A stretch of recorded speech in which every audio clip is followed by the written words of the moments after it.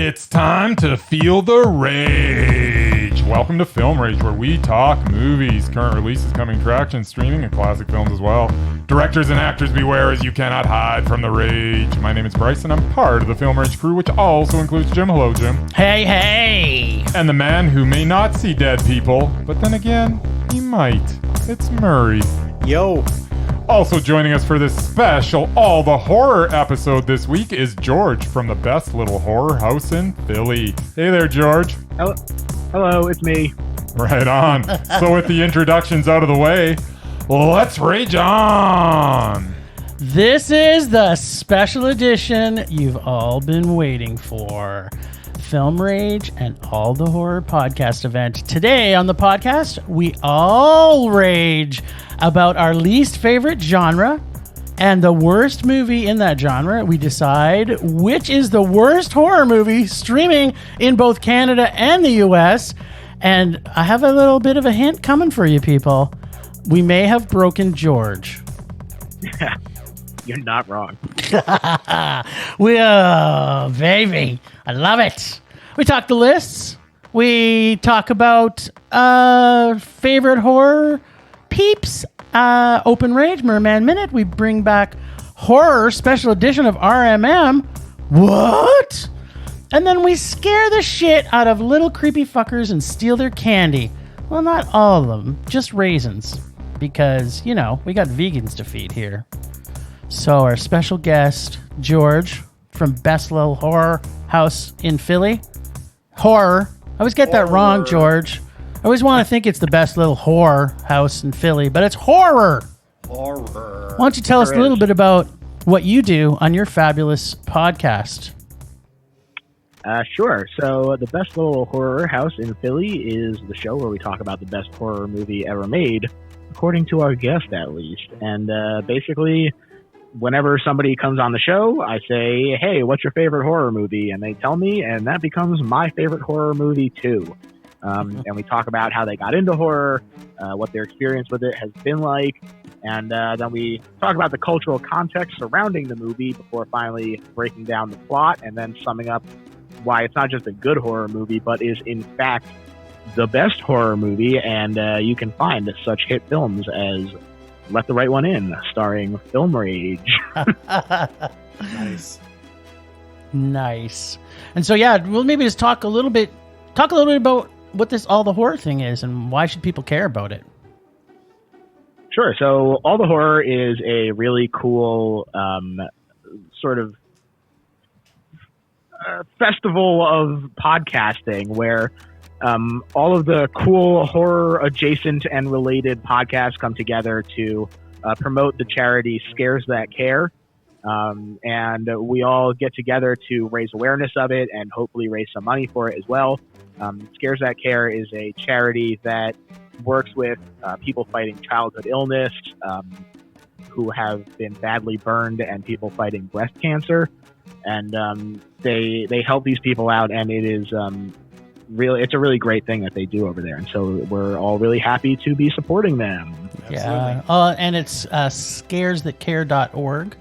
And on Instagram and Twitter, it is All the Horror 18, which we are a big fan of horror. I'm most excited to see when we get like a sports podcast talk about horror. Like, George, do you think it's possibly going to be the ones where someone's leg pops out of its bone and they're going to talk about that for an hour? Oh my God, that literally scares the crap out of me. So it may very well be. There was Those compound fractures are a nightmare. There was some pretty graphic scenes in the program. I will tell you that. Somebody's like literally like comes out, they can just snap right there on the field. See, I almost want to do a sports podcast now and talk about that for an hour. But that's not what we're going to do today. We are going to talk about our least favorite horror genre, each one of us. And then we're going to talk about what the worst movie in that genre is. And I'm going to go first. My least favorite horror genre is slashers. What? Because they're stupid. And not only are they stupid... You're stupid. I am stupid, but that still gives me a right to say my mind. Go ahead. Stupid rights. Fight the power. So yeah, slasher movies, for the most part for me, are not my favorite unless they are super comedic. If they actually try to intend them to be scary, I just can't laugh. I just don't find them funny whatsoever. But I'm going to break out my least favorite in that genre, which I have a sneaking suspicion that George also hates, because we talked about it on our last podcast when we had George with us, which is the extremely terrible film from 2019 from director Rob Zombie called Halloween 2. That wasn't 2019. 2009. Oh, see? I'm so dumbfounded by the fact. It feels like it just came out yesterday because I think I watched it yesterday. Love Rob Zombie. Yeah. As good a musician he is, he's a better director. Yeah, you're going to hear how that's not true. So, like all things Rob Zombie does, it has nothing to do with anything original or redeeming qualities in any way. Most awful is the dialogue in this particular film. Each line seems forced to offend, but just comes off as awful and uncreative. Watching the characters react to each other, it seems they all feel the same way, annoyed by their jobs, and everything slammed together without any real development. I hated the first Halloween that Zombie did, but this was 10 times worse. This film did not need to be made. I already rage enough about sequels and remakes, but this was like the pinnacle top of any pile that I've ever seen ever. Michael Myers' backstory was haphazardly and stupidly again put into this sequel, and also was not needed. And wow, Malcolm McDowell, he used to be able to act. Can you remember he was in a Stanley Kubrick film? And yet, he's in a Rob Zombie film. Who actually taught him to act terrible? Which he was in this movie. He wasn't great. He was terrible. Every single You're so thing right about one voice. It's really crazy. That didn't occur to me, but really every single character sounds exactly the same in that movie. It is. It's like nonstop. I'm like absolutely aghast by the fact. And I actually love Malcolm McDowell. I really love him. Every single thing about this movie made me rage, including the whole ghost mom images and God, have you not made enough bad movies? Did you have to also destroy John Carpenter's perfect piece of cinematic brilliance before he leaves this earth? I would like to apologize to Mr. Carpenter personally on behalf of Canada. Mr. Carpenter, please accept my apology that we did not want this film to be made, and we wish and feel sorry that Rob Zombie has left music and eventually made the worst horror movie ever made. Yeah, but the poster was awesome. Posters are cool. It was a good poster. A lot easier to make a cool poster. Yeah, way. Family is forever. Anybody else want to jump on this bandwagon? Anybody else hate this movie? Yeah, I'll friggin' jump in. Please, George. I'm so happy that you're here. Usually Bryce bullies me into liking terrible things. No, I'm here to say that this movie fucking sucks. God. And that I am so open to whatever people bring to my podcast, but the only two movies that are banned from the show are Halloween 1 and Halloween 2. And this movie just drives me up the goddamn wall. It takes everything that's interesting about the original Halloweens and completely gets rid of them. It lasers in on the family relationship between Michael and Laurie, which is bullshit and everyone hates it.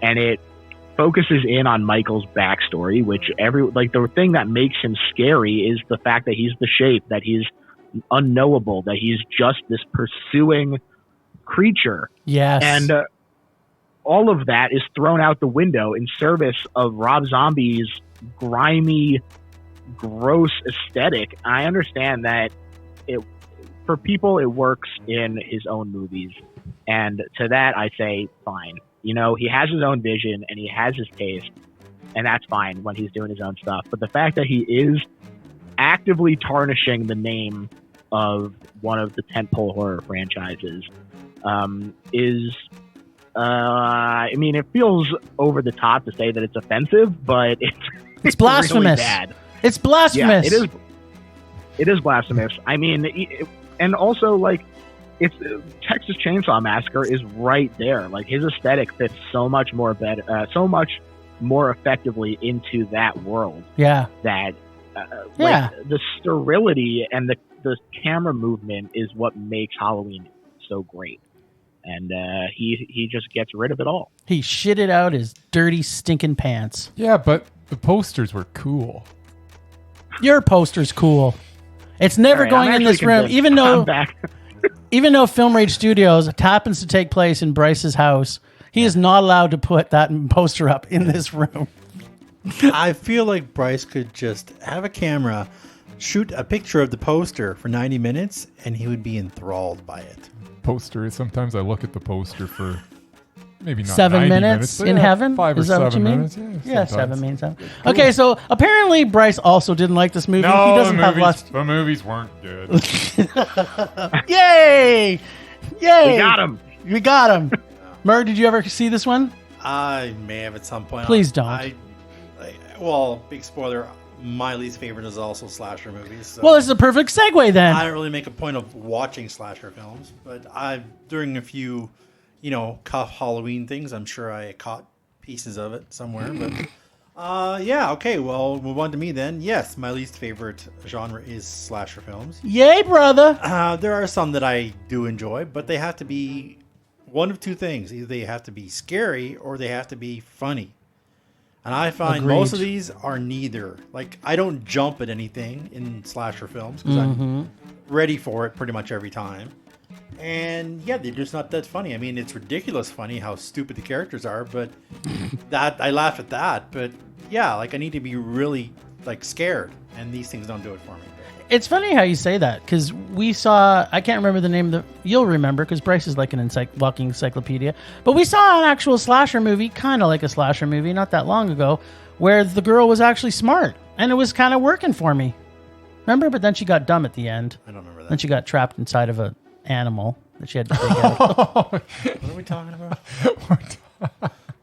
Do you remember what it was? I mustn't have been there, No, it wasn't. It was it on Shudder? or I fell asleep. One of the No, we actually had to order it video on demand.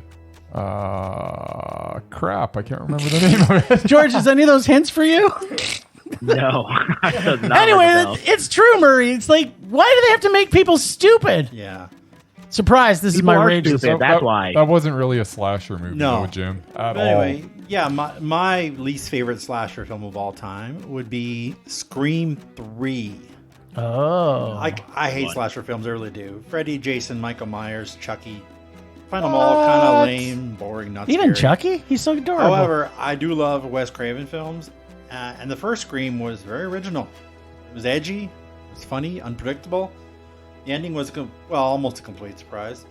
The second one was also pretty good, taking it kind of to a further level.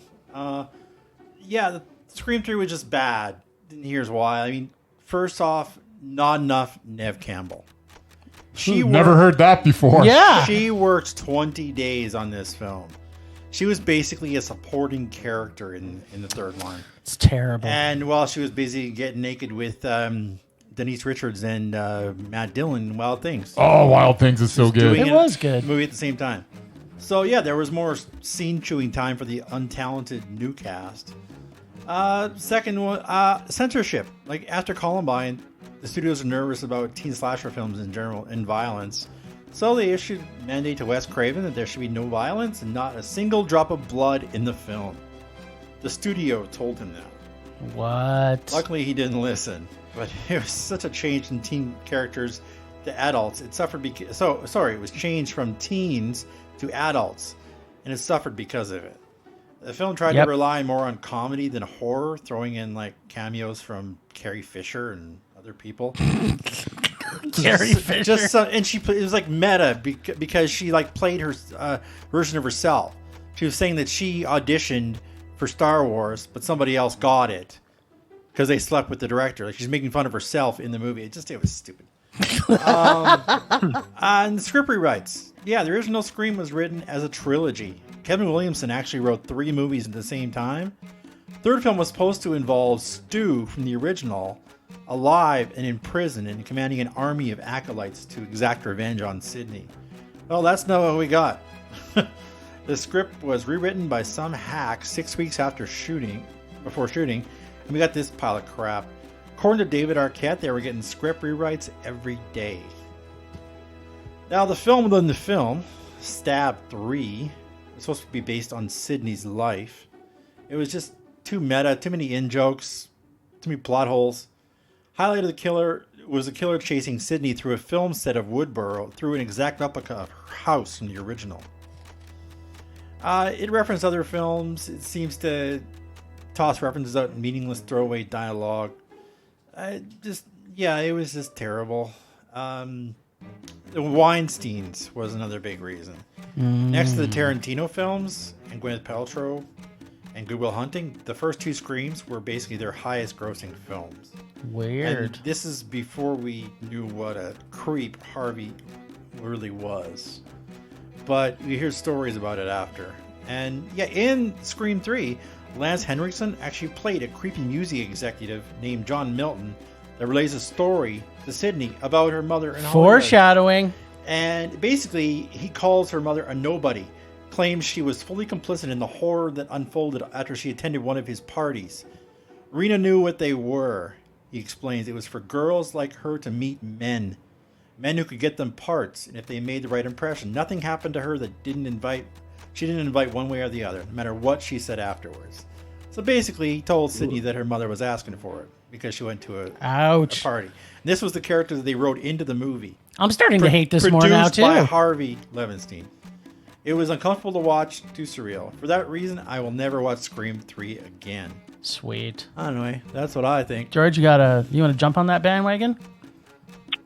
I also think that Scream 3 is pretty bad. It's certainly the worst Scream movie. Yeah, Harvey Weinstein sucks. Fuck that guy.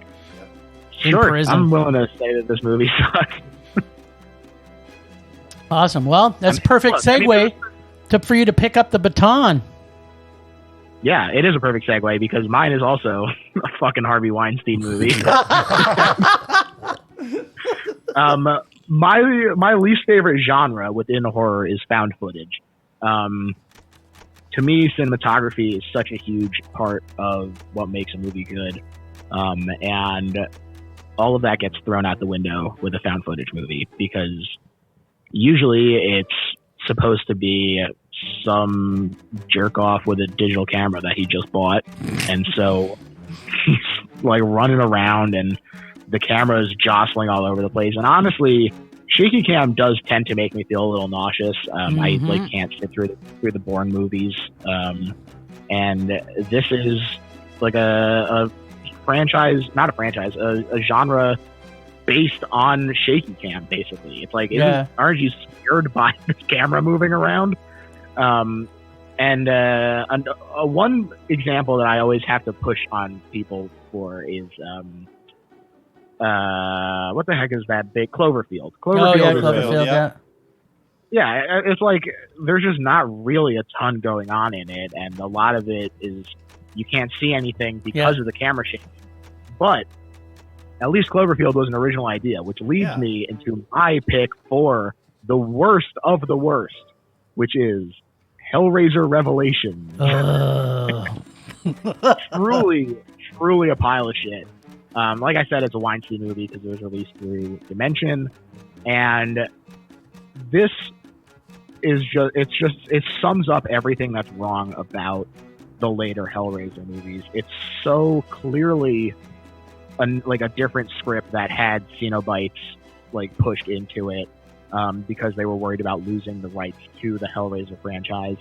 I think that indicative of it is the fact that this is the only Hellraiser, or the first Hellraiser, that Doug Bradley does not appear in as Pinhead. Even the other shitty Hellraisers Doug Bradley was in. Like that franchise has some real fucking clunkers, people, and this is by far the worst one. Yeah, and I mean, it's also the fact that it's the first in the franchise that is a found footage movie, because it's like a shitty found footage movie of these drunk, annoying white college kids vacationing in Mexico, and like everything that is happening nowadays in terms of like privilege and all of that. It like, I just hate looking at these characters, and certainly there's a level of it being like, oh, you're supposed to hate them because they get torn apart in this movie. But I just don't have fun. It's CGI blood, so it looks like shit. It's a terrible Pinhead. It's not. Doug Bradley is that character. It's just bad. It's so bad. I don't know what else to say. It's just so bad. It's a babyface Pinhead. Yeah. Well, you know what? You pose an with actual, a weird voice. You put. Really? You know what? It's funny that you pose this though, because you think about. Imagine trying to see a Nightmare on Elm Street film, and Robert Englund isn't Freddy Krueger. Oh, I don't have to imagine that. It shouldn't happen. Yeah. Yeah, you're right. I thought Jackie Earle Haley was going to be good, and I was disappointed. Exactly. You can't. It's kind of ingrained in your skull. Like I'm not a big fan. And I'll say this every time I get the chance. Sequels are normally terrible, but if you're going to have a sequel, it better have the main character in it. Otherwise, don't make it. I agree. It just has all of the flaws of the later Hellraiser movies, plus they tacked on a found footage thing. And plus it's not Doug Bradley. And for this reason, it is the worst of the worst. Agreed. All right. You get a high five from way up here. All around. Oh, yeah. Okay, now, what we've all been waiting for. The person who's been quiet because we've been making fun of his favorite things. Slashers. Found footage. I hate found footage movies. In fact, me and George are a little too in tune because come my rage later on, we might be talking a little bit about Hellraiser. This is awesome. In fact, he also stole my CGI blood. I think he might be raging about that. So This is almost perfect. It's like you two could be like twisted cousins. There you go. Hell yeah. He's my Canadian brother. There you go. So yeah, are you a ginger, George, by the way? I am not a ginger. I also will say that I am not a ginger, but there is ginger in my family. There's two of us. I have a brother that's ginger. There you go. I am not. That makes you a ginger. It's kind of ginger Uh-oh. inside.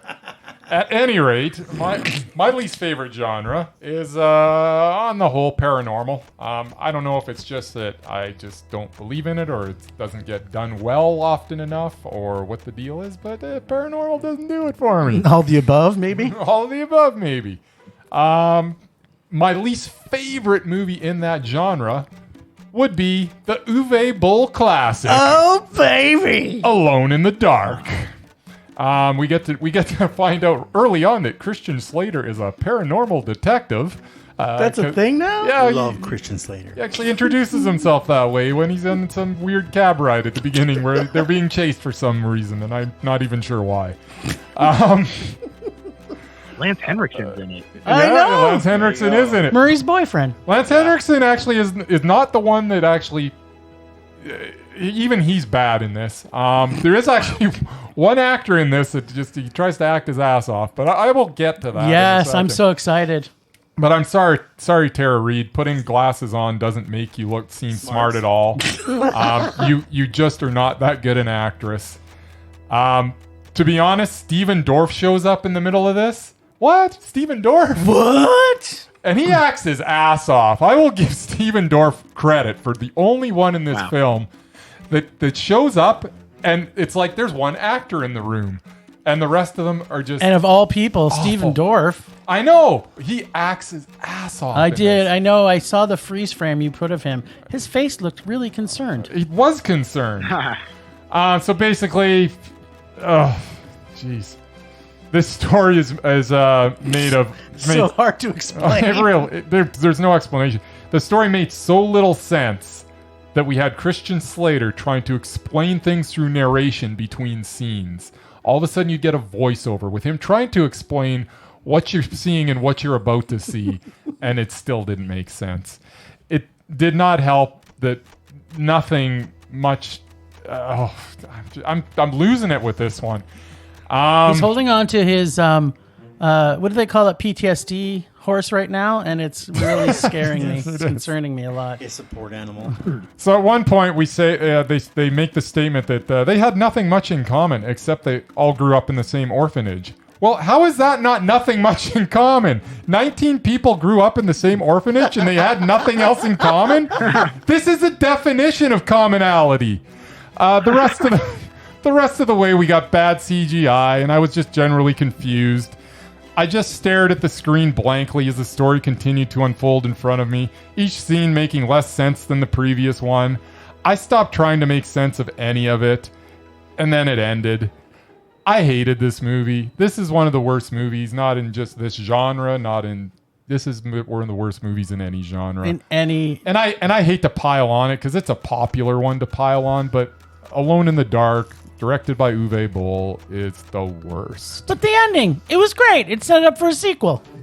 No, it didn't. Well, it was so perfect. It was like you couldn't have had a better ending for the worst movie. Yeah, and then they made a sequel.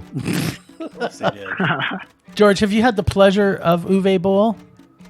I have seen Blood Rain, which similarly sucked. But, Yes. Oh, boy. Sucked in more than one way, in fact. Oh, baby. I like where this is going. Just got dirty in here. I would like to agree with your overall hypothesis as well, that paranormal movies are bad. Yes. And for the most part, found footage movies are paranormal. And almost every time. Yeah, so the Venn diagram of ours are very close.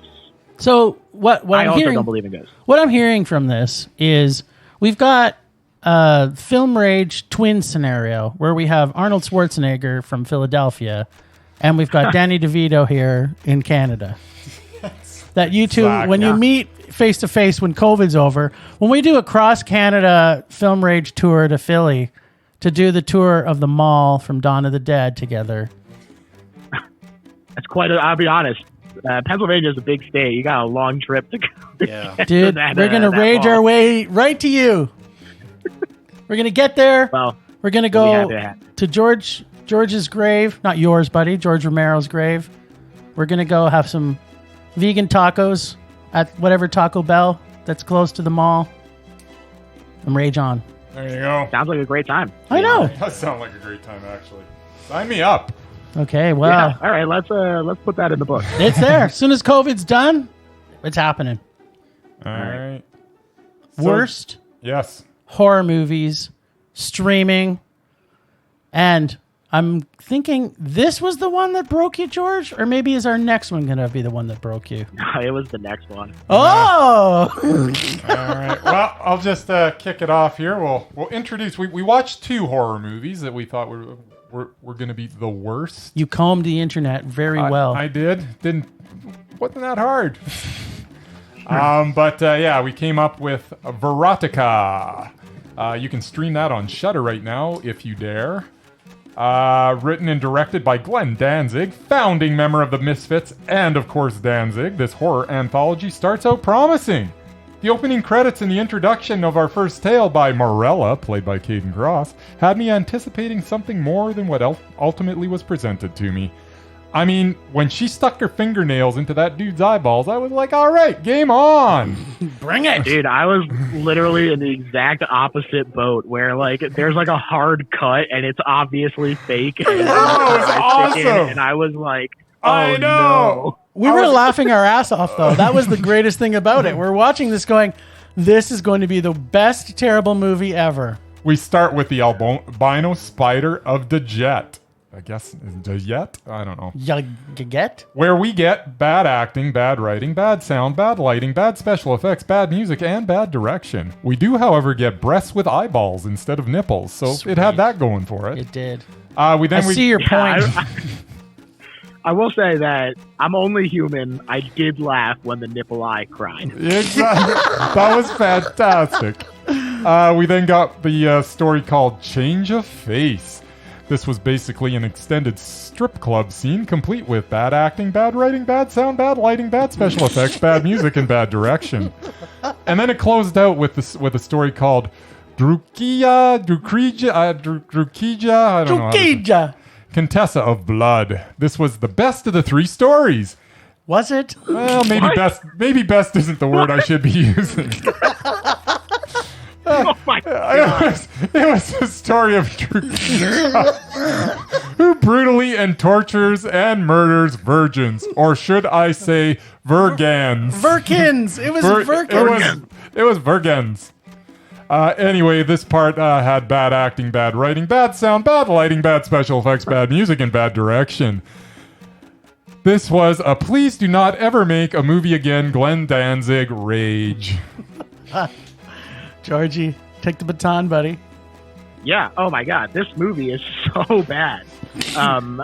The credit sequence, it's like the same boring, repeating riff over hard to see images. I loved it. And then I will say, I didn't look in.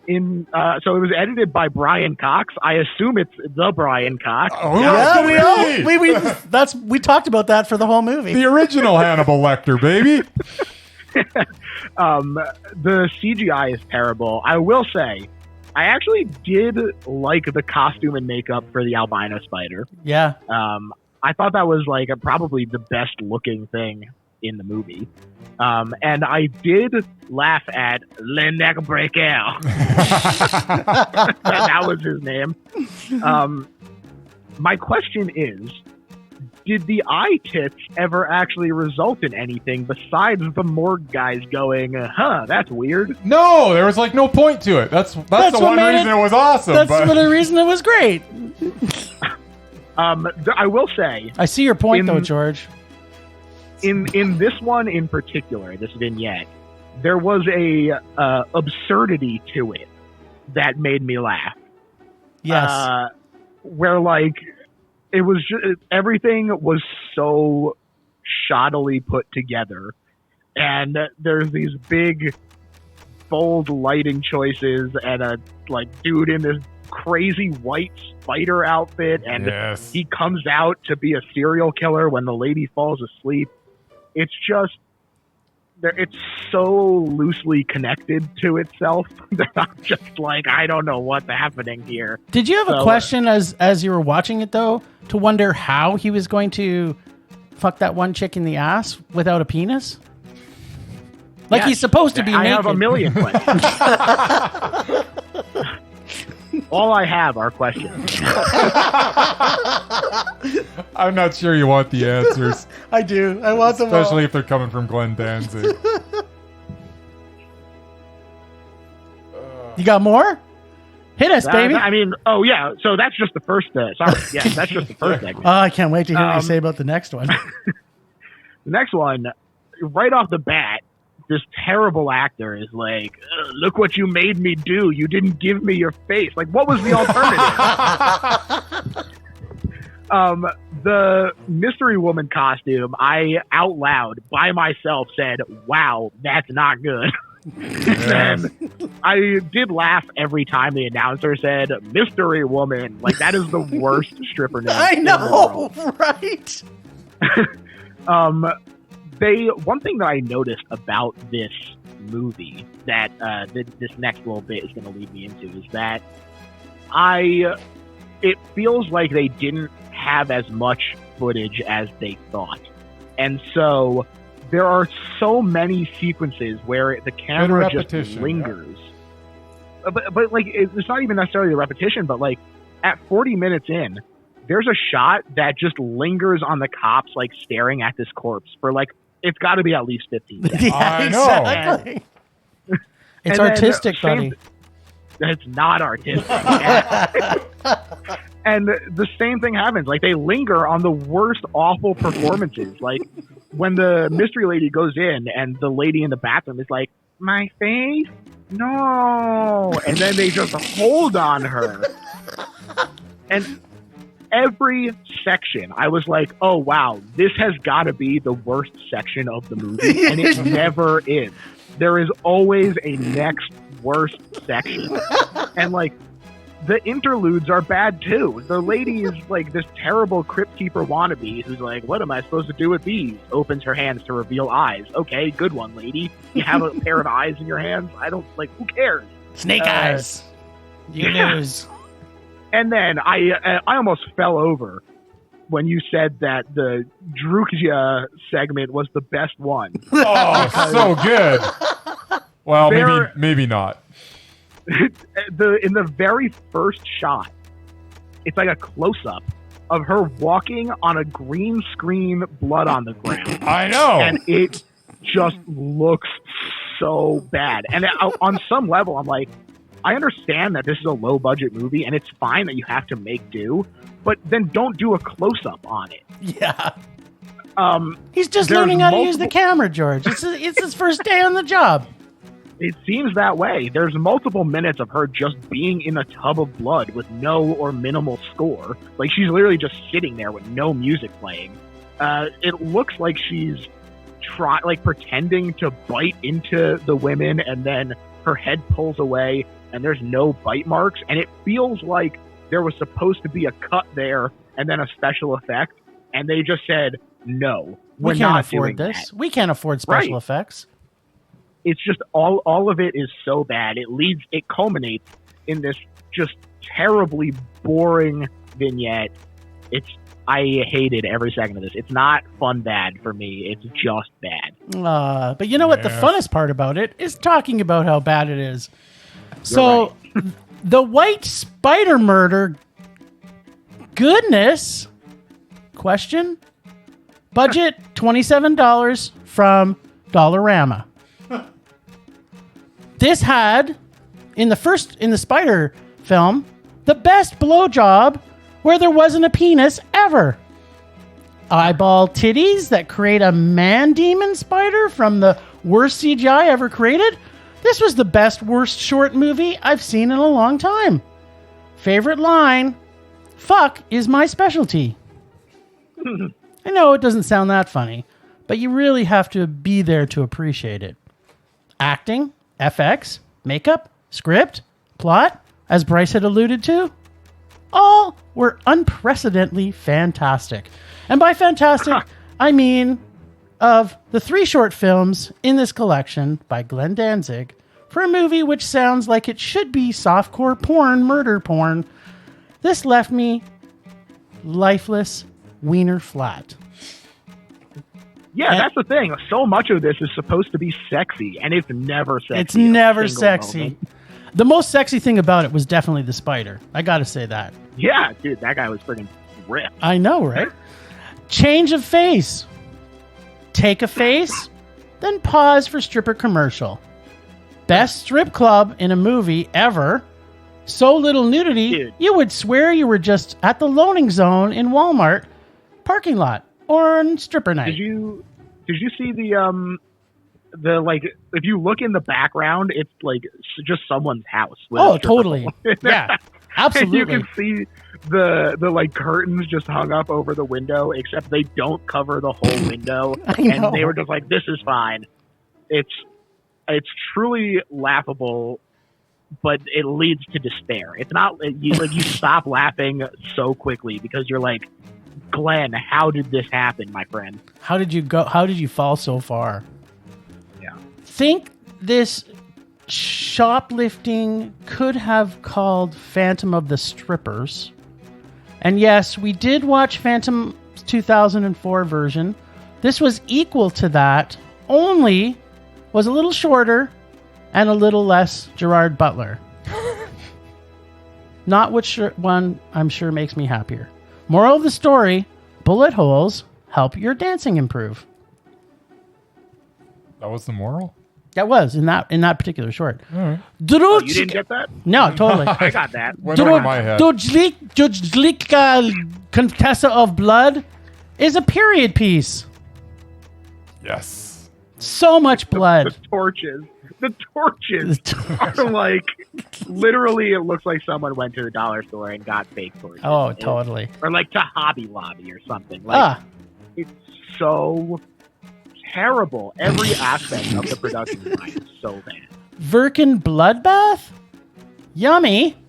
Oil of Olay, you got something to learn from proper youth therapy.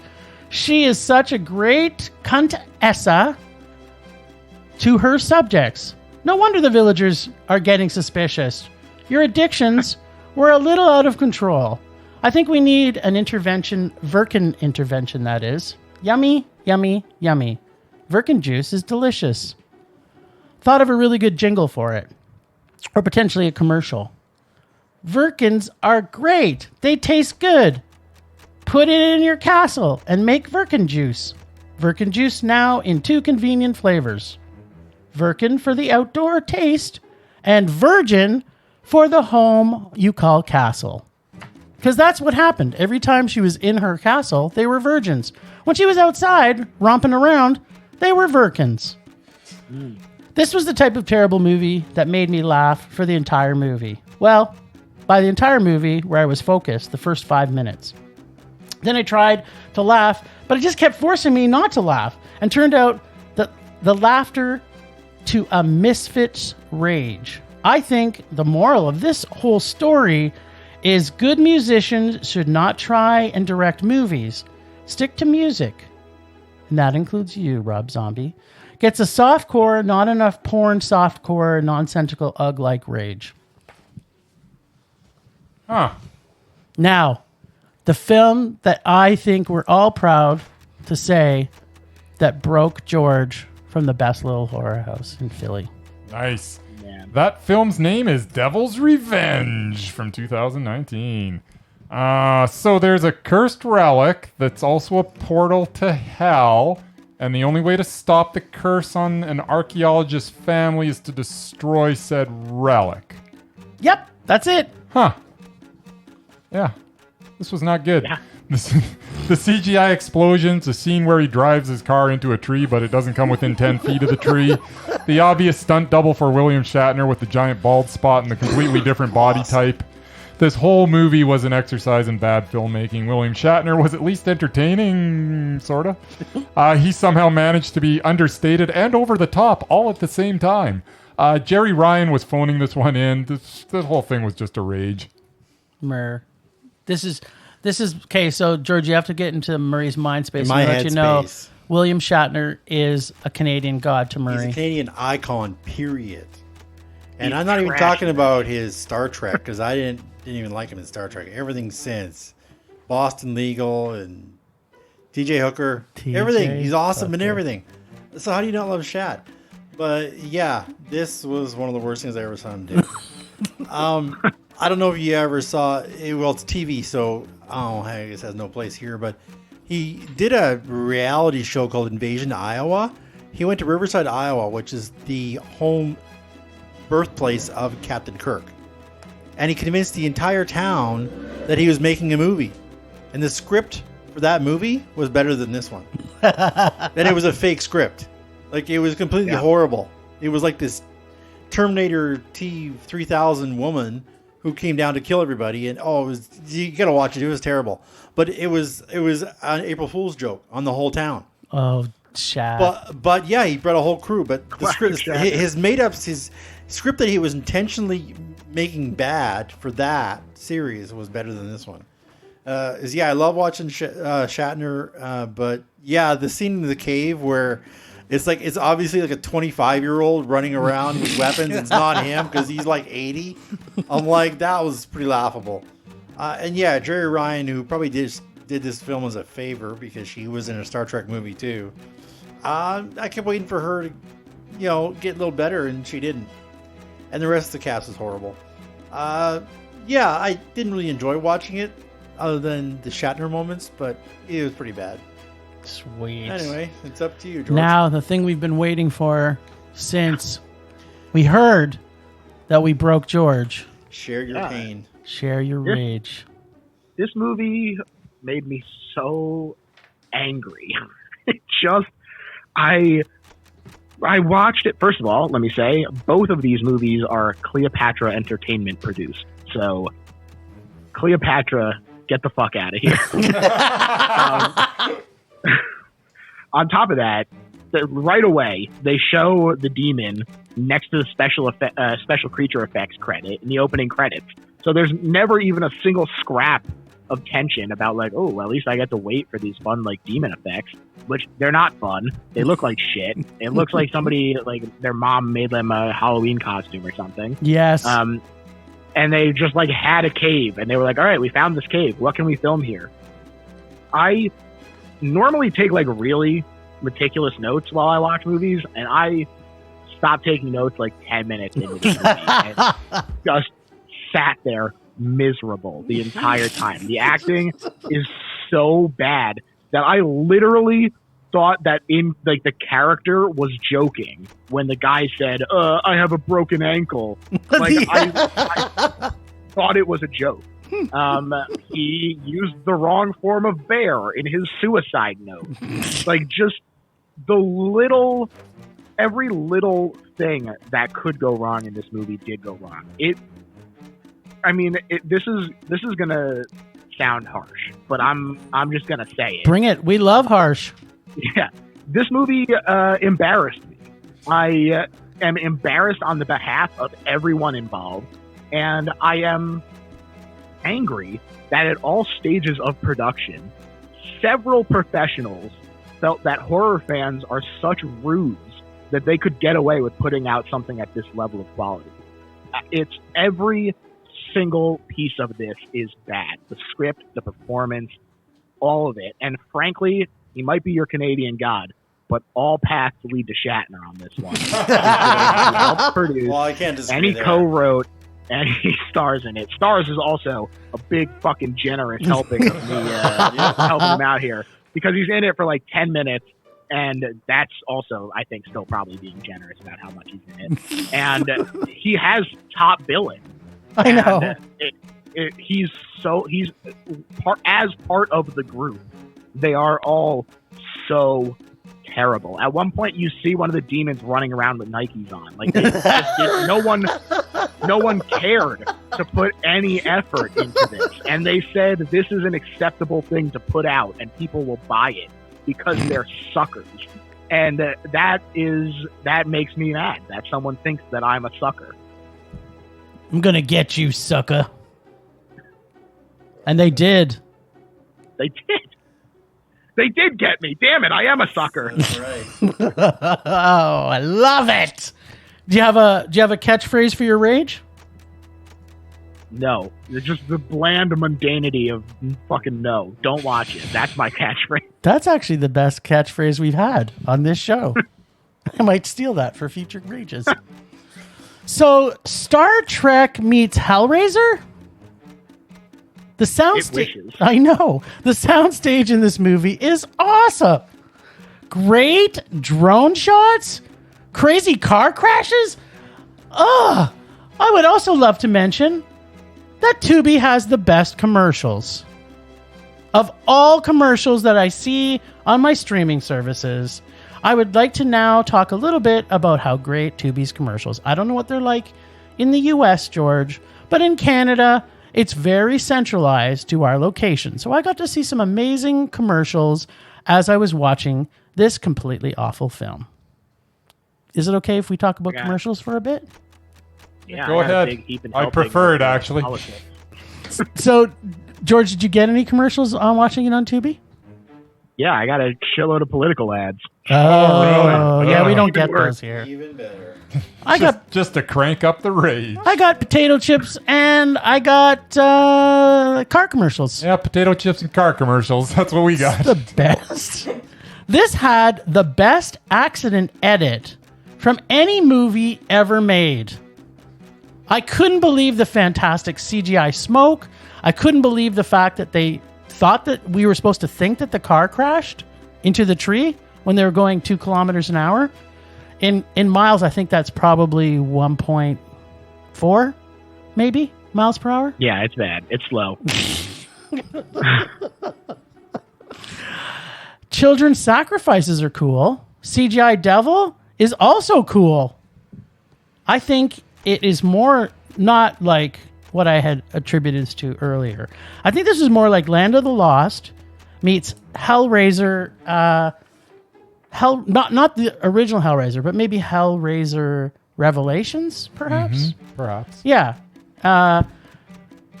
Meets T.J. Hooker meets Chevy Chase's Vacation. That's how I thought this movie actually should have been subtext. Bill Shatner, or Canadian God, as I like to refer to him as, does his best impression of Gary from Team America and acts the motherfucking shit out of his soliloquy in the barn. So if you can just picture when Gary had to act his way to save everybody from Kim Jong-un, Yeah, we know what you're talking about. right? Team America, right? Yeah, that's fantastic. It was Yeah. kind of like, I kind of felt like it was Gary. No, but okay. It was totally Gary. Acting, FX, car accidents, CGI explosions, story or lack thereof, all were monumentally terrible. Gets a made-for-TV movie Aspeg Shatner rage. Favorite line, though, was "Hello fucking Ween" by the Shat himself. Actually, they should have actually put that on the credit. Starring the man himself, Shat. Or The movie feels like a prank. the Shat. That's Shat. That's what he It's calls like, so you himself. can say, hey, did you see that movie? You know, the movie that has the Shat. The movie And it is that a was piece of the shot. Yeah. It's certainly a piece of shat. It Yeah. was. Bill. I'm so glad that I feel like singing the Carol Burnett exit song here because I'm glad we got to share this time together about our rage. All right. We've got lists. Oh, are we going to that now? Yeah, does anybody else want to add an thought- icing turd on the top of this Shat? I thought Bryce was gonna say I'll say it again. good. It feels like a prank. It feels like someone messing with us and being like, can I convince them that this is a real movie? Yeah. It's possible. This is the perfect anomaly for what we would consider in our Rage or Dare segment. This would be the biggest dare that we could give somebody. Watch And actually, this. it kind of makes me think when you told me that I broke you, or we broke you when we made you watch this movie, it brought me back to when you made us watch Cats. Cat. Oh, when When I made you watch that. Yeah, Yes. but George was excited to know that we were going to be watching it. Oh, Yeah. I'll be honest. If you fucking have me back on to talk about cats sometime, I'll fucking be there with bells on, baby. Wait a minute. you made it through this, so you can make it through Wait, anything but now. wait a minute. Is Cats? I want to know. Is Cats? Would it make you rage like us, or is it one of your favorites? I love it, but it's terrible. It's Fair enough. there you go. Okay. an awful, awful movie, but I love it. it's terrible. Well, are you sexually attracted to cats? No, I'm not. But Okay. I do like drugs. And Okay. And this is what you get. That's awesome. That's just you, Jim. You were the one that was fetishizing every movement of the cats in that film. Don't talk like that. I'm getting excited again thinking about Yes, I them. know you are. The lists. Yes, who's going? You. Me? You're on the list. See? You're on Got the your list. name. Am I first? Yeah, Bryce. Huh. It's on the list. Huh. The list of the list. The lists. Of the list. You're going to pick a Doubted, I think. I think that's what I'm thinking you've got for us. Yeah, I got it Doubted. It's another one that we've already talked about him a little bit because he was the movie I talked about. It's Uwe Boll. Once again, it's kind of plucking out low-hanging fruit with Uwe, but I'm going to do it anyways because I'm lazy. We got, I'm just going to list off a bunch of the horror movies I'm in, but then you can go through the list of movies if you want. There isn't one good one in the bunch. We have just quickly add the rule. So for the list, because Yes. this particular one is doubted, Yes. we don't have to see them all because we assume if they make that many bad movies that we shouldn't have to watch them all. I've seen all these horror movies, so I'm going to list the ones that are definitely horror. We got House of the Dead, based on the video game book, and That was a rage. It is one of the worst movies ever made. George, was it a rage? You see it? it's bad. Yeah, he sucks. Yeah. Alone in the Dark, which I've already talked about, based on a video game as well. It's a rage. Omiclaw from 1994. This was a ridiculous early effort with a man snapping and killing everything that moves. Sounds good, right? No, It does. It was not. I didn't see it, but I trust you. Uh, George, did you see it? I haven't seen it. Yeah. Blood Rain, also based on a video game. I know you've seen this one, George. Yep, bad. It's Yeah. rage. Seed, it's kind of a goofy revenge horror. It is really, really bad. Rage. Sanctimony, stock trader becomes a serial killer, starring Casper Van Dien. Oh, Good boy. true actors. It's really, really bad. I trust you. Did you after you saw after you saw Blood Rain there, George? Did you go back for Blood Rain: The Third Reich? I can't say that I made it to that one. Oh, you missed out, buddy. You missed out big. Yeah, it's just awful as well. As I say, you can go down the whole list. I mean, it doesn't matter if it's horror or not horror. It's just bad movie on top of bad movie, from Rampage, Capital Punishment to his In the Name of the King series, which he's had 2 sequels to. It's all so bad. Oh, don't forget Blubberella. That was a classic. So here's the thing that I'll say about Uwe Boll. Yes. Is that he will fight anyone. Yep. And I love that. He has threatened, he's like apparently a really great boxer. And whenever critics like shit on his movies, which is always because they suck, Yep. he offers to fight them. Did you ever see the doc? No. Oh, dude, you've got to see the doc. You got to see the doc. It's a Mondo. The doc is a Mondo. Is it? What is it? A Raging Bull, but BOL. Yeah. Seriously, look it up. You will love it. Yeah, it's wow. All right, cool. It's a good thing it doesn't qualify to get him off the Doubted list. Because it was a doc about him. Yeah. But yes. Well, I'll have to check that out because the guy seems wild, and on some level, I have to respect him. There you go. So I think it's pretty much eyes have it. As a filmmaker, he is definitely. The movies are crap. He sucks. I would never go watch one of his movies willingly. There you go. But wait, he made Postal. He did make Postal, where we got to see another Canadian icon and his wiener for pretty much the whole movie. Bring that up just because of Dave Foley's penis. We got to talk about Postal, so we can say a Canadian wiener was shown. I know, but it's like a Canadian icon. I can't watch Kids in the Hall now. I've seen Dave Foley's wiener for like the whole movie, pretty much. Anyways, I think it's what do you say there, Mur? About Uwe Boll. Oh yeah, for sure. There we go. He's doubted. Yeah, George, you're not going to give him a Mondo for anything, are you? No. Okay, thanks. Thank the Lord. All right, George, you got to mesmerize for us. Yeah, I'm talking about my man Peter Stormare. Wow. I love this guy. I think that he is dramatically underused. And let me tell you about a movie that I just watched recently called Bruiser. You might know it. It's by a little fella named George Romero. And what? Yes. And Peter Stormare is fully unhinged in this movie. I don't know if he either ingested a pound of blow before every take or if he is just that great of an actor, but you just cannot take your eyes off him when he's on the screen. He is just going for it. And this is not to say that, like, oh, he's only, like, funny, ha-ha, like, look at this terrible actor. He's put in some really incredible performances as well. Yeah. I think that he is the best depiction of Satan in a movie in Constantine. Oh, dude. You're speaking to the choir. Yeah, he's so good in it. And in the American Gods TV series, he was great as Chernabog. Yep. He is such a distinct voice, too. Like, he has that great accent that I'm sure he's leaning into a bit, but yes, it doesn't matter to me. Like, it's friggin' great. He's in John Wick 2. He is a great villain. You just love to let him kind of roll around and sink his teeth into these great performances. From things like 22 Jump Street, and he was in Psych, which is a show that I love. And yeah, he's just great. He's in so much stuff, and they don't put him in enough things that let him be good.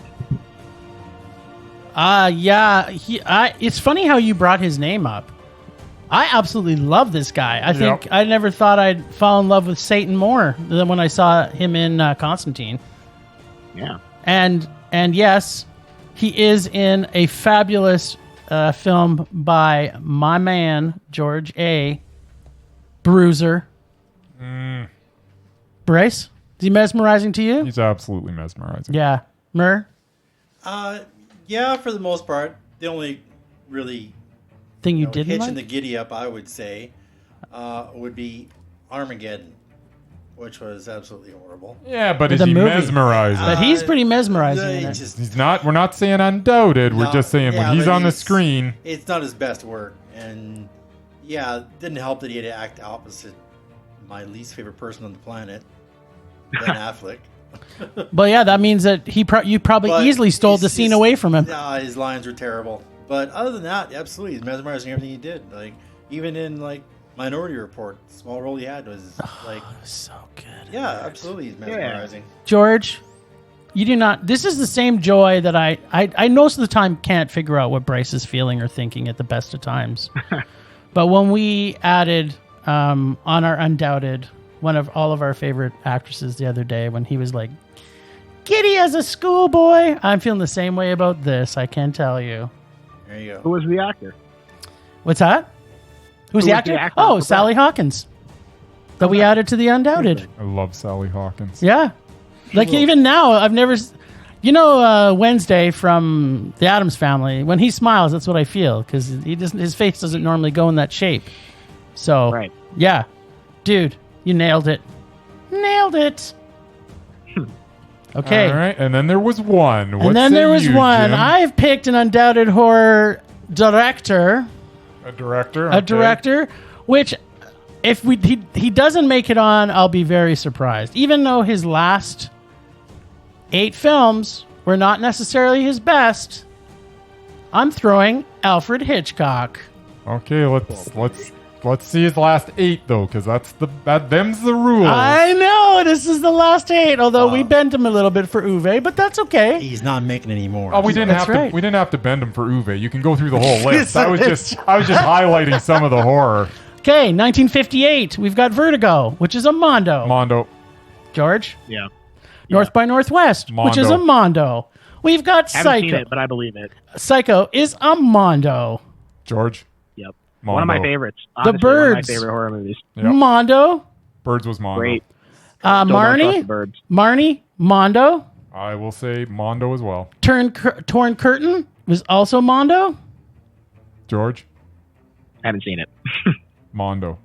This is the one I know. that's a meh for me, is Topaz. Oh, Topaz. Yeah, that's a man. Okay. Did you see that one, George? I didn't. Right. Frenzy? Motherfucking Mondo. That's Mondo. Family Plot. His last film. Family Plot was meh. Well, he's still good. Yeah. I gave it a Mondo. Did you see that one, George? I did not. There you go. That's Dude. all right. I don't want people to think that I don't get my Hitchcock on. All right, give me some Rear Window. Talk to me about Rebecca. Yeah, in there. All right? Absolutely. Yeah, well, his early stuff. Hey, it's we're easy. not accusing you. We're not judges here, buddy. You got a lot to watch. Accusing me. We're not judging you in any way, shape, or form. Bryce and I are just probably older than you. Yes. By the time you're Jim's age, you'll have seen it all. I Yeah, guarantee you'll it. definitely. I'm sure. And now that you know he's officially undoubted, you can just right. go back and watch his entire There you go. family of movies. There you are. This was like Go. This is he's great.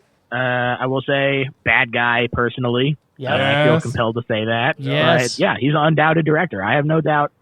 This is great to establish it, cement it in, because he's like the pinnacle of, like, you see his name attached to it and you're like, okay, I'm interested. He's the way that a lot of people get into older film is through Hitchcock, and I think that he earned this undoubtedly. Perfect. All right. Well, this is a good time for us to plug our website, where I say, go to our list episode on our website and check out who's undoubted. Then you know which movies to watch if you don't know what to watch. There you go. All right. Temperature rising. Vision blurring. Rage taking over. All right. Well, Time for some rage. yeah. Not that we haven't had enough rage on this episode. This is literally the best day of my life with so much rage we got to share on this episode. My rage is going to be real simple. Normally I like to talk for hours about how much I'm raging, but I kind of already talked about this a bit, and I am tired of seeing slasher movies where they make people stupid. Because you know what? You can still kill smart people. It's possible. You just have to A, run faster, drive a faster car, get a motorcycle, ride a bike, maybe get a scooter. Like, I don't see enough people getting murdered when you're riding a scooter downtown any city. Fill in the blank. Slasher is, they don't need to have stupid people. They don't have to be tripping every time they find a knot in the woods. They don't need to. There's just so many ways to kill people. And making people stupid does not make it better. That's my rage. That's all I'm going to share. People are stupid.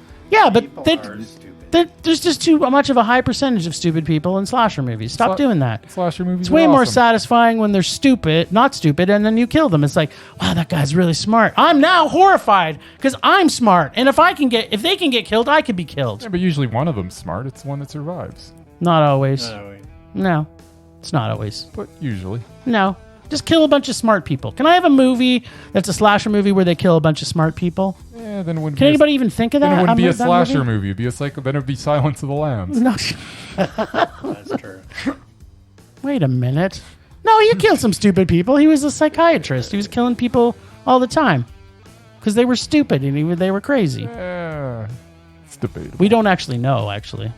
George, you going to jump on this bandwagon, or do you like people being killed in all movies? I like stupid people being killed. Absolutely. I mean, I love slasher movies. I mean, it is what it is. You know, I'll agree that I'm never scared watching a slasher movie, but that's not really what I'm watching them for usually. Usually a slasher movie, I'm much more interested in the effects and the costume of whoever is the villain. Yes. And so a lot of the time, the victims are completely just blank slates that could be slotted in for anything. I think that's one of the worst aspects of slashers. I certainly wouldn't say no to smarter people being in it, but then I would have to pay more attention all the time. And sometimes I just want to watch a movie and eat some popcorn. Zach, you don't want to think. Why would you Who need to wants think? Just because smart people can get away. You just have to be that much smarter as a killer. But if they get away, then I you don't gotta have a think about how slasher. I'm getting away. That's what I'm saying. Yeah. They can still be smart, and then you just be a smarter killer. How about that as a concept? You're making But me think. then you have to engage with figuring out how they're gonna get killed. Like when I watch Friday the 13th Part 5, I'm not like, oh, I hope these kids make it out of here. I'm like, I don't care that they're stupid. I want them to get murdered by Jason. I just want to see the blood hit the floor. Okay, but what about someone working on quantum physics at their computer, and he's like super smart, and then all of a sudden, Jason or Freddy or fill in the blank, Pinhead, whoever, bam, he's dead. Here's the real issue, Jim, and here's where I'm going to poke a big hole in this, is that in order for the characters to be super smart, that would mean that the writers need to be super smart. And that is not always the case. And, you write what you can, and sometimes you get a lot of fun out of it, but in order to make them smart, you need to demonstrate that some way, and that's a lot of effort that a lot of people aren't going to give a shit about. So you literally just actually proved my point in my mind, because I'm like, I don't like those kind of movies. I like smart movies. So, well, I you just don't like those movies. That's right. I also like smart movies, but sometimes I want to watch something dumb. Oh, right. Yep. Get back to your I roots. All right. George, what you got, baby? My rage today is CGI blood. It's so awful every single time. It has never once looked good or convincing. You know what? That's not true. I will say that sometimes the CGI blood looks good and interesting, but most times it does not. And it's so easy to make practical fake blood. I think that's really what makes me angry about it, is that it's just pure laziness to not do it. Like, you get some corn syrup and some food coloring, and you got your friggin' blood. Spend the money on the dry cleaning. Pour some actual blood on it. It'll make the movie feel way better. The weight of the blood on the clothes will feel realistic instead of just being placed on top of it, which always, always, always drives me nuts. Yes. It's so simple. The practicality of it it's just right there. It's just right there. Just take it. And it makes your movie so much better. Like, even when the CGI blood looks convincing, all that happens is people can't tell. Yep. Like, it's not, no one's like, oh, this looks better than the practical stuff. That's never happened. No, never. But it's cheap. 5 seconds it's and cheap, but Is it cheaper than some corn syrup and some food coloring? Right. Actually, maybe once you tack on the cleaning bill, but I think, first of all, I think that there's so many other places that you could pull that money from. Yep. That the difference between the CGI blood and the practical blood seems negligible when you compare it to like the producer fees. Yes. Yeah, it's interesting you say that because we have a friend that's a film director here in Calgary, and I'd asked him a little bit about what blood sources he used when he did his film. This is Cam from Red Letter Day. If you haven't seen that, it's on Prime. But he mentioned that they didn't use like the corn syrup thing. There's a new form of blood they're using, which is soap.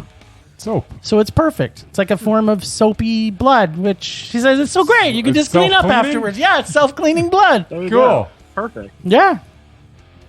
Agreed. That's like one of our favorite things to rage about. It's kind of like a go-to when we see a terrible movie with terrible CGI. The only exception with any film that is bad CGI is Crazy World.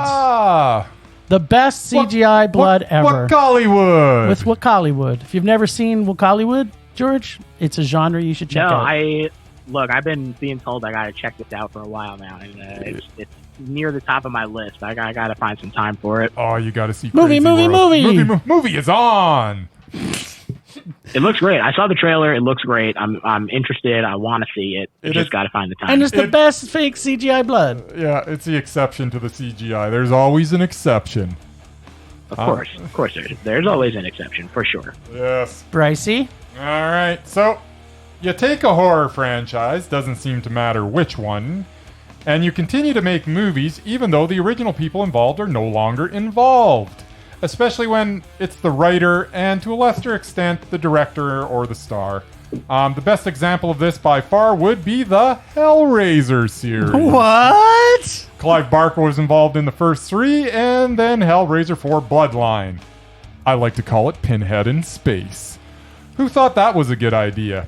And then, amazingly enough, from there the series just keeps on getting worse. Hellworld, Hellraiser, Inferno, Deader, Judgment Revelations, just unwatchable. For reasons that our buddy George has already spoken about earlier in the podcast, so I won't bore you with it. This is not only applicable to Hellraiser, but many other horror franchises, Halloween, Friday the 13th, etc. If the movie is not good enough for its creator to be involved, don't make it. Mm-hmm. I want to push back on Hellraiser specifically. Yep. I think, first of all, I think that every slasher franchise should go to space. Well, come on.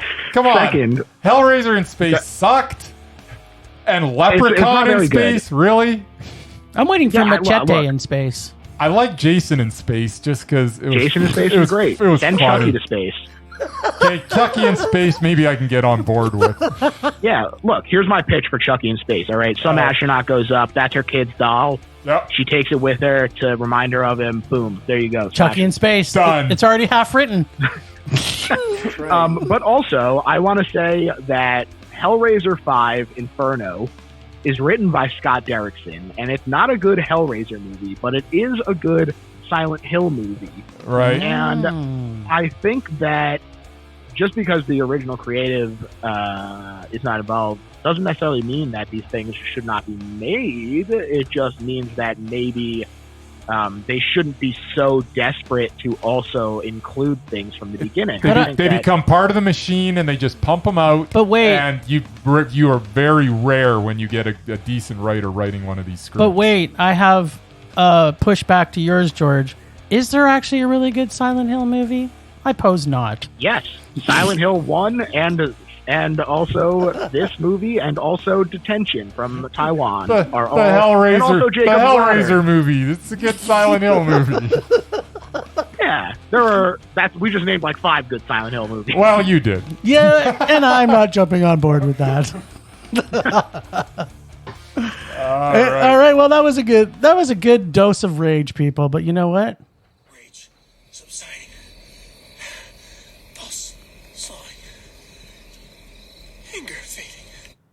Now, the only time that we get some real true joy on this podcast is when we have what we excitedly like to call the Murman Minute. That's right. Ooh, a little loud. All right. Well, I'll make this quick because we seem to be running a little long. Whatever. Okay. It's Halloween! Can't tell, but I'm dancing. We are, talking about our favorite movie characters and genres and stuff, and obviously mine is vampires. Yes. So I'm gonna talk about why The Lost Boys is awesome. Steven Dorff! That's it. Steven Dorff, baby. Dorff. Is that the reason? No. Did we nail it? It's nailed! I don't know what movie you're talking Did about. we just wreck your whole I think you're talking Merman about- Minute I think because you're we nailed it? I think you're talking about Blade. No, the Is second he not in it? I don't even know. No, he's not. It's Keith Sutherland, but kind of dressed like Steven Dorff. Hey. It's my Sorry. minute, goddammit. Now, the second vampire film I ever saw was Bram Stoker's Dracula with Gary Oldman. Third one I saw was Buffy the Vampire Slayer, the movie. So good. The best. And the fourth one was Interview with the Vampire. Also great. Those films shaped my love of all things vamp. The one that started it all was The Lost Boys, and it was awesome. Here's why. This actually was inspired by Peter Pan. Originally, he wanted to make it middle school teenagers, but he decided, Schumacher that was, decided to change his mind and sexed it up with older people. And You mean he was going to cast a transgender woman as the vampire man? no, but he was going to use kids. Oh. Then he decided that he was going to use older people, and at least he didn't use bad nipples. And Tina Turner's saxophone player was in it. He Bam! was extra muscly. Sexy He sax was- man. That's Yeah. right. He had an awesome sax solo, and he sang, and it's like, it was legendary. That's what I think of when I think vampires. And Bill S. Preston Esquire is in The Lost Boys. That's Yes. true. That's right. Before he became one half of Bill and Ted, Alex Winter was Marco the Vampire. Sweet. And there was an awesome motorcycle scene. Starts off as your average motorcycle ride with a gaggle of vampires that turns foggy, mysterious, and potentially life-threatening. And it was perfectly set up with a song by Lou Gramm, because Lou Gramm is synonymous with danger. Nice. True enough. And it had the best vampire lair ever. Come on, it was a 1900s nightclub sucked up by the big one. And they even get takeout delivered. Of course, it could be maggots and worms when you get it. Skip the dishes. This is not in the 80s. And it had an awesome soundtrack. Cry Little Sister was haunting. It had Lost in the Shadows by Lou Gramm, Good Times by INXS, People Are Strange by Jim Morrison, and Walk This Way with Run DMC and Steven Tyler. And then we have vampires who actually behave like actual vampires.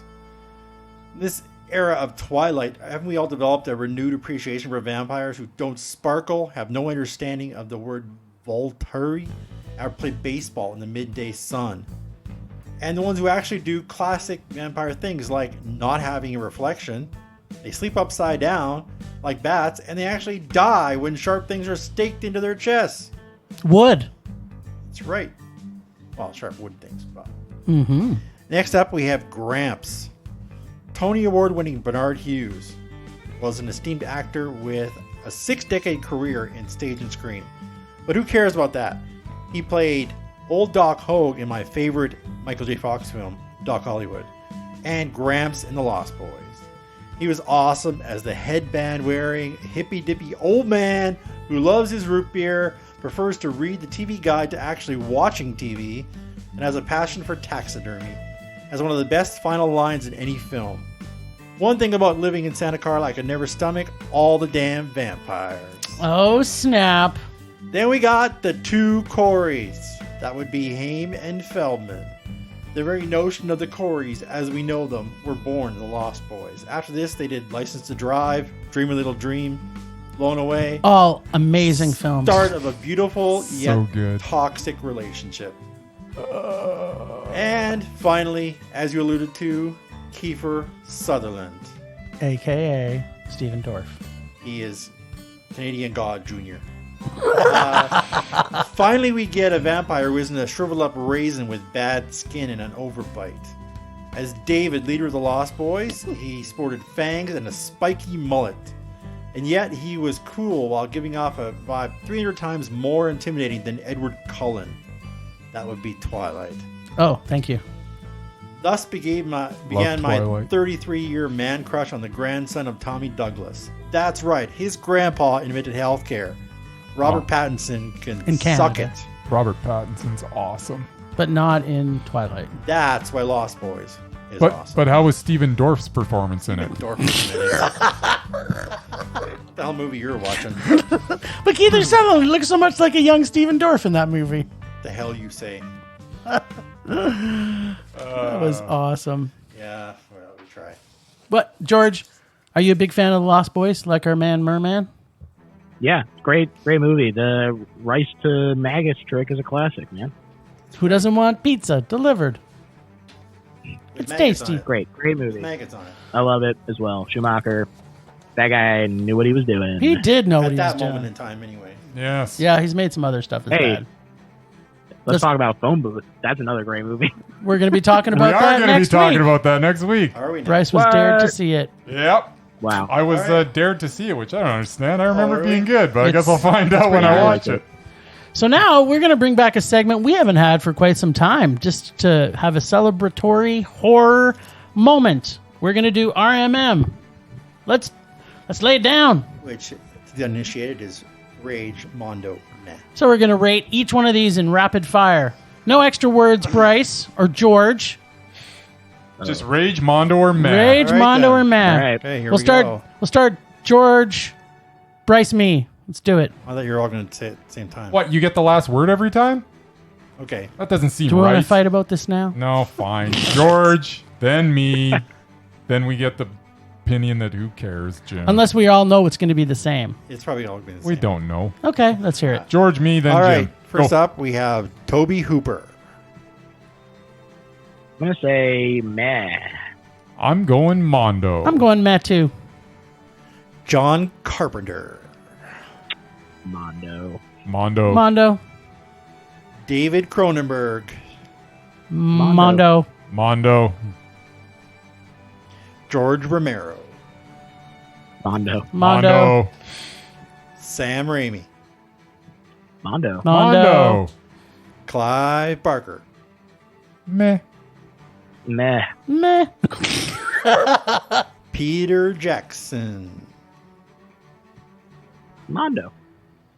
Meh. Mondo. You haven't seen Meet the Feebles? Sure have. Oh, okay. Robert Rodriguez. I also like King Kong. Yeah, it was terrible. That's was a a terrible rage. movie. Robert Rodriguez. I'll give him a Mondo. I'm going to say because of the Spy Kids franchise, Rage. Oh, what? He's a Mondo. I love Spy Spy Kids. Kids They're rule. cute. Oh, Yeah. Spy Kids is awful. You're awful. You're awful. We got Barbara Crampton. Mondo. Mondo. Mondo. Mila Jovovich. Just from Reanimator. Rage. Rage? Doesn't like his music. Wow. Rage. I'm going Meh. I'm going Mondo. She gives me a I also agree. vampiric Mondo, zombie Mondo. right. Yeah. I thought no extra words, Jim. Oh, well, we kind of threw it out the window. Exactly. Bella Lugosi. Is dead. Yeah. Yeah. That's your point. What's your point? about May how he some- rest in Mondo for his legacy. And I'm going to Rage because I think it was a piss poor portrayal of Dracula. He's Mondo. Boris Karloff. Mondo. Mondo. Mondo, Super Best Mondo. Frankenstein ever. Lon Chaney Jr. Oh, Junior. Junior. I'm going to say Mondo. for the Mondo. kid. Mondo. Vincent Price. Big Mondo. Mondo. Yeah, total Mondo. Jeffrey Coombs. I'm going to say Mondo. Mondo. Oh, totally. Creep Crush. Anthony Perkins. Big Mondo. Mondo. Mondo. Robert England.